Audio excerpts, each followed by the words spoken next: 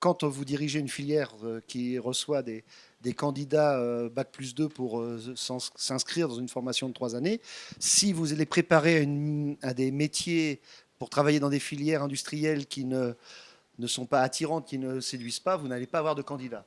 Je peux témoigner, la filière automobile attire. Et qu'est-ce qu'on leur vend aux jeunes? On a, par la chance, enfin, on a beaucoup d'images.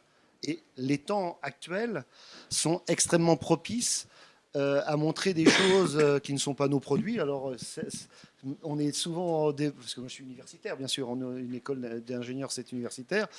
Les constructeurs, les équipementiers nous donnent en fait des images magnifiques, des produits magnifiques à montrer, quand ce soit dans les fonctions. Vous avez pour la sécurité maintenant des fonctionnalités d'évitement d'obstacles ou de sécurité pour rester sur des lignes, mais vous avez tellement de choses enfin, dont ils pourront vous parler mieux que moi, et ça, vous l'expliquez, vous le montrez, vous le décomposez, mais là, c'est vendeur. À partir du moment où les gens ont entendu parler de nous et qu'ils sont intéressés par la voiture, a fortiori par la voiture sportive, effectivement, on reçoit des demandes de gens motivés. Le fait est que, comme on a très peu de visibilité, finalement, peu de gens, hormis dans le périmètre circonscrit juste autour de l'usine, peu de gens font la démarche. Moi, je pense que si vous voulez, l'automobile est un secteur de pointe, c'est aujourd'hui, et sans vouloir être désagréable avec les amis de l'aéronautique, on est au moins autant en pointe qu'eux, si ce n'est plus, parce qu'on a beaucoup plus de contraintes qu'ils n'ont. Et si vous voulez, c'est un des points. Or, aujourd'hui, l'aéronautique, malgré ce que vous disiez, quand vous disiez on attire beaucoup, l'aéronautique attire plus que nous. Actuellement, l'aéronautique attire plus que nous. Donc nous, on a eu un déficit d'image qu'on a mal géré dans la filière auto. Et ce déficit, il faut qu'on le gère. Et justement qu'on le gère en montrant qu'est-ce que c'est que notre produit automobile aujourd'hui, quelle est la complexité de ce produit, et à quel point on est en avance du point de vue des innovations. Où est-ce qu'on est, le véhicule autonome, la sécurité des passagers, la sécurité des usagers de la route. Si vous voulez, on fait un nombre de choses absolument considérables qui sont 10 fois plus complexes en nombre de données qu'il y a dans l'aéronautique aujourd'hui. Donc ça, on en reparlera tout à l'heure. Mais si vous voulez, moi je pense qu'aujourd'hui, on a quand même un déficit d'image. La voiture, ça reste un machin. On dit c'est une caisse à 4 roues c'est une caisse en tôle à 4 roues. C'est absolument plus ça. C'est des matériaux incroyables, des matériaux composites, des matériaux et puis ce qui arrive demain, des moteurs hybrides, des moteurs électriques, des moteurs essence qui continuent à progresser de manière incroyable. Et tout ça, il faut qu'on le fasse savoir, il faut qu'on le fasse connaître. Je dirais que il y a tellement de métiers et des métiers pour lesquels il n'y a pas toujours une formation spécifique. Ça peut être des formations qui, effectivement, peuvent avoir des débouchés aussi dans l'aéronautique, peuvent avoir des débouchés dans d'autres secteurs industriels. Donc, c'est assez difficile de rentrer comme par là. Par contre, le pilotage de l'ensemble du système de formation professionnelle en France, et en particulier le système de formation initiale, se fait aujourd'hui à partir des régions. Et autour des régions, il y a des instances de concertation quadripartites où il y a à la fois l'État, le Conseil régional et les partenaires socio-économiques. Et on travaille autour des besoins en formation au niveau de la région. On travaille sur les besoins en orientation aussi. Et derrière, on peut mettre en place des politiques coordonnées pour vendre en quelque sorte. Et on y reviendra et parce que je rejoins complètement ce que disait monsieur tout à l'heure, c'est-à-dire qu'il y a peut-être un déficit d'image, mais lié à l'inquiétude légitime des jeunes qui se disent mais voilà, il y a eu un certain nombre d'opérations quand même un peu difficiles de restructuration, etc. Donc, mais je ne pense pas du tout que ce soit la technologie qui fasse obstacle. Je pense qu'il y a des choses qui ont du sens, beaucoup de sens, et qui sont assez exaltantes pour des jeunes, notamment tout ce qui est lié à la transition écologique, etc. Voilà, donc il y a énormément de choses qui se font, et effectivement, c'est pas suffisamment connu. Donc après, derrière, c'est tout le travail de communication vis-à-vis des jeunes, des familles, dans les établissements, etc. Je vais vous témoigner que je suis même pas, seulement européenne, je suis aussi allemande, donc le pays. Ah oui, beaucoup de problèmes quand même. Voilà. Donc, faut certainement souligner que l'attractivité de l'automobile est encore en hausse, en Allemagne encore en hausse. Et pourtant, l'Allemagne a aussi des difficultés, comme la France. Oui, voilà. Et là, je vais tout à fait souligner ce qu'a dit madame, qu'il y a des fortes différences entre les différentes régions, en Allemagne comme en France, mais je vais aussi souligner ce qu'a dit monsieur, qu'il y a toujours une popularité auprès des jeunes, même si il faut le voir comme ça, d'une perspective européenne aussi, même si c'est un métier qui est toujours en hausse, la demande qui va définir ce qui va être vendu dans le futur, ça va poser des problèmes quand même, parce que, et comme je vais aussi faire partie des témoignages, je vais témoigner en tant que jeune. l'image de l'automobile, c'est un peu difficile parce que, notamment aujourd'hui, on perçoit qu'il y a la mobilité urbaine, elle exige et facilite en même temps la combinaison des différents modes de transport. Et comme ça va devenir de plus en plus difficile de vendre cette image de la voiture comme mode de transport unique dans le futur. Et j'interviens au titre de vice-présidente de l'association Elle Bouge. Donc nous avions d'ailleurs la semaine dernière accueilli plus de 120 jeunes filles ici. Les fameux colliers, les fameux foulards roses que vous avez dû remarquer tout au long du salon. Et c'est vrai que notre action s'adresse à ces jeunes filles qui sont dans les écoles d'ingénieurs, mais ou qui vont se prédestiner à des écoles d'ingénieurs, à des cursus donc techniques et technologiques, mais qui n'ont pas finalement encore fait le choix de leur orientation future. Et c'est grâce aux marraines ingénieurs chez les équipementiers automobiles, puisqu'ici je parlerai uniquement de la partie automobile, et chez les constructeurs, qui font que donner une image, une concrétisation un peu réelle par rapport au métier d'ingénieur, parce que ingénieur c'est un peu un métier global qui a peu de représentativité concrète, et ce qui fait que de plus en plus on a une attirance et moins de différence entre l'acceptation donc au sein d'une équipe, que ce soit des femmes ou des hommes, l'essentiel étant la compétence et le talent.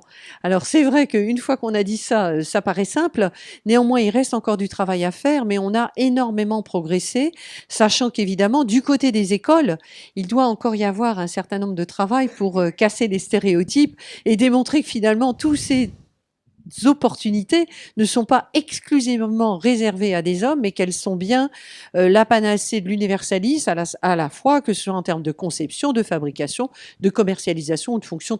Tout ce qui est présenté sur ce film-là, c'est des activités de recherche qu'on suit et qu'on travaille avec des universités. Alors on voit que ça adresse des champs technologiques et scientifiques très divers et variés, et en plus dans des métiers dont on n'avait pas l'habitude dans l'automobile. Donc pour pouvoir adresser tous ces champs scientifiques, si on le faisait avec des ressources en interne, en fait c'est pas une direction scientifique à 80 personnes ou 160 personnes qu'il faudrait, c'est plusieurs milliers de personnes.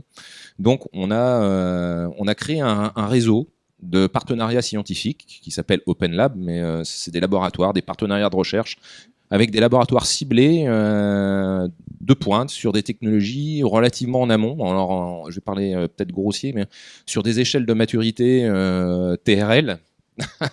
Donc, en fait, c'est un système de classement de maturité d'une innovation. Donc, plus le chiffre est petit, moins l'innovation est mature, et plus le chiffre est grand, plus on est proche de l'industrialisation. Alors, nous, on travaille TRL 1 à 3, et ça, c'est ce que travaillent les universités, comme le CNRS ou d'autres universités à l'étranger. Et on a créé, en fait, par champ, par domaine scientifique, des partenariats privilégiés avec ces universités, ces labos de recherche, pour pouvoir travailler, faire rentrer le maximum d'innovation et d'idées en amont, et pour pouvoir isoler celles qui seront le plus prometteuses, le plus en rupture, qui nous permettront de faire justement la voiture de demain. Alors il y a des choses ici, on a l'impression que c'est de la science-fiction, mais c'est pas de la science-fiction. Hein. Faire du combustible solide, il y a longtemps qu'on propulse des fusées comme ça, hein, des particules dispersées d'aluminium qui s'auto-inflamme avec de l'oxygène, ça existe. Après, de la thermodynamique, hein, c'est aussi bien de l'oxyde de réduction que de la thermodynamique dans une combustion moteur, ou alors dans une pile électrique. On est toujours dans de l'énergie thermodynamique. Hein, donc l'idée, c'est de trouver la bonne voie et celle qui sera le plus apte à être durable, parce que brûler du carburant pendant des décennies et des décennies, on sait bien que ça ne se fera pas, puisque en fait, on est dans un système quand même fermé, pour revenir à la thermodynamique, et on peut pas faire d'entropie sur un système fermé. Non, c'est pour ceux qui font un peu de technique. Non, mais ça c'est le deuxième principe de la thermodynamique. Donc nos Open Labs, ils sont majoritairement implantés en France. On a 10 Open Labs en France, même un Open Lab d'intelligence économique, hein, puisqu'il faut bien préparer le futur. On a un Open Lab aussi de design, et on a des partenariats privilégiés des types Open Lab en Chine, parce qu'on ne peut pas tout à fait construire les mêmes partenariats avec la Chine et en France. Puis on est aux États-Unis et en Amérique du Sud. Donc aux États-Unis, on est avec le MIT et la California Institute of Technology, pour ceux à qui à qui ça parle. Donc, en Amérique du Sud, sur tout ce qui traite des biocarburants et adaptation aux biocarburants. Et d'autres partenariats encore plus, mais ça va parler plus aux universitaires. Hein. On a même des partenariats avec l'Institut Néel, qui est un institut propre du CNRS, très très amont sur tout ce qui est optoélectronique, puisqu'on croit beaucoup en fait à des nouvelles formes de communication à l'intérieur du véhicule, d'éclairage. François Sudan, programme de litre au 100 à la PFA. Moi, je vais me faire volontairement iconoclaste parce que je suis plutôt compétent sur le domaine technique. Mais j'ai bien aimé la question tout à l'heure en parlant d'hommes de marketing et je pense que l'automobile a besoin d'hommes de marketing. Et on le voit très bien dans ce film, c'est que la technique, pour moi, doit être un moyen mais pas un but. Et au jour d'aujourd'hui, on voit bien qu'il y a des technologies qui ont raté leur marché. Je pense au véhicule électrique. Véhicule électrique, je pense, a raté son marché alors qu'il a des qualités extraordinaires et que les gens qui roulent en véhicule électrique vous disent c'est fabuleux parce que j'ai du couple à bas régime et donc j'ai une voiture hyper dynamique, j'ai une voiture silencieuse. Mais la voiture ne se vend pas. Donc, je ne veux pas rentrer dans le débat, mais je pense que soit la technologie n'est pas mûre, soit le client attend autre chose. Et pour moi, pour qu'un constructeur soit rentable, et ce n'est pas le cas vraiment des constructeurs français à l'heure actuelle, il faut absolument qu'il y ait une étude très claire des demandes du client. Alors je pense que le véhicule autonome répond très clairement aux attentes, et je pense de la jeune génération, c'est que finalement, quand je suis dans une voiture, je m'embête, j'ai envie de continuer à utiliser mes moyens multimédia. Mais lorsque nous sommes dans des logiques de création, de rénovation de diplômes nationaux, il faut savoir que ces diplômes sont créés sur la base de demandes des professionnels. C'est-à-dire que l'éducation nationale ne fabrique pas ces diplômes toute seule, loin de là. Ils sont fabriqués, élaborés au sein de commissions professionnelles consultatives que nous coordonnons avec des professionnels et la plupart du temps sur la demande de professionnels.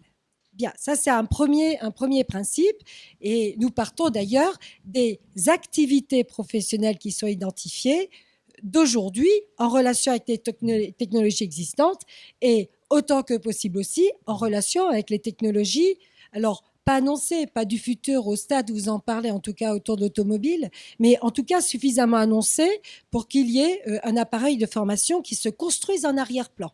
Hein. Donc, il y a cette première notion-là qui est importante. D'autre part, lorsque nous élaborons nos diplômes, ces diplômes ne correspondent pas à des petites niches. C'est-à-dire qu'il faut qu'il y ait une demande suffisante parce que derrière les diplômes, il y a des formations, il y a des plateaux techniques, il y a de la formation d'enseignants parce que nous aussi, nous sommes sous contrainte. Et que cette demande, cette offre de diplôme doit correspondre à effectivement une demande significative. Et l'on nous reproche largement déjà d'avoir beaucoup trop de spécialités de diplôme. Et d'ailleurs, nous sommes pris entre des discours nationaux qui disent l'éducation nationale développe beaucoup trop de spécialités de diplômes. Nous en avons dans l'ordre de, je crois, 800. Réellement actives, 450. Et puis, nos partenaires, lorsque nous travaillons, qui au contraire préfèrent des spécialités particulièrement adaptées à leurs besoins. Nous avons cela à traiter. D'ailleurs, ça se traite dans le cadre des échanges avec les professionnels et entre professionnels au sein des commissions professionnelles consultatives. Cela dit, par rapport à des spécifications particulières, parce qu'il y a des besoins effectivement réels pour des métiers qui correspondent plus à des niches. Et là, où plus en correspondance avec les attentes d'une branche, de certaines entreprises, il existe une panoplie de possibilités. Alors, dans l'éducation nationale, nous proposons des mentions complémentaires, nous proposons aussi des formations, ce que nous appelons des formations complémentaires d'initiatives locales qui permettent de cibler certains besoins. Et puis, il y a aussi, pour la formation hors éducation nationale, qui peut concerner aussi bien des jeunes que des adultes, un ensemble de titres, de certifications qui permettent également de reconnaître des qualifications. Donc, il faut raisonner par rapport à ce paysage global pour répondre effectivement aux besoins qui sont extrêmement divers.